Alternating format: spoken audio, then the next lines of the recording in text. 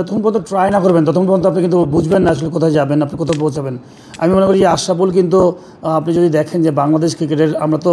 অবশ্যই 97-এর পরে আমরা কিন্তু শুরু হয় আমাদের 2000 সালে টেস্ট সিরিজ পাই। বাট আশরাফুলের সেই সেঞ্চুরিটা কিন্তু আমি বলবো প্রথম আমাদের আইকনিক প্লেয়ার আশরাফুল, যে কিনা ওয়ার্ল্ড ক্রিকেটকে দেখাই দিয়েছে যে আমার মনে হয় যে একটা প্লেয়ার যে আসছে বাংলাদেশে নতুন। আশরাফুল কিন্তু লেভেল 3 কোচিং কোর্স করছে, বিভিন্ন জায়গায় এখন খেলছে, সুপার একটা এক্সপিরিয়েন্স আছে।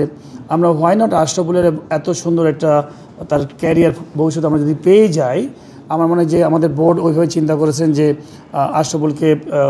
আমাদের টিমের সাথে রেখে তার কাছ থেকে তার প্লেয়িং এক্সপিরিয়েন্সটাকে ওখান থেকে শেয়ার করা এবং ভবিষ্যতে আমাদের খেলোয়াড়রা যে ধরনের অনেক সময় ভুল করছে, আমি নিজেও টকশোতে বলি যে আমাদের খেলোয়াড়রা কিন্তু ট্যাকটিক্যাল জায়গাগুলোতে অনেক ভুল করছে। আমরা কিন্তু শর্টস সবাই খেলা জানি, সুইপ সবাই খেলতে পারি, হুক সবাই খেলতে পারি, পুল খেলতে পারি, কিন্তু কোন বলটা কোন সময় খেলবো, কোন বলটা কোন সময় ছাড়া উচিত, সেই জায়গার ট্যাকটিক্যাল জায়গাগুলো আমরা মিস করছি। নিঃসন্দেহে অনেক কোচ আছে, আরও বড় বড় মানুষ আছেন, কিন্তু আশরাফুলের ওইখানে আমি বলবো যে ইনক্লুশনটা আমার কাছে মনে হয় যে এক্সট্রা একটা সাপোর্ট দিতে পারে। আশরাফুল অনেক বড় বড় ইনিংস খেলেছে, আমার কাছে মনে হয় আপনি সবাই দেখেছেন, এবং যেই সময় খেলেছে তখন কিন্তু আমরা আন্ডারডগ টিম ছিলাম, এবং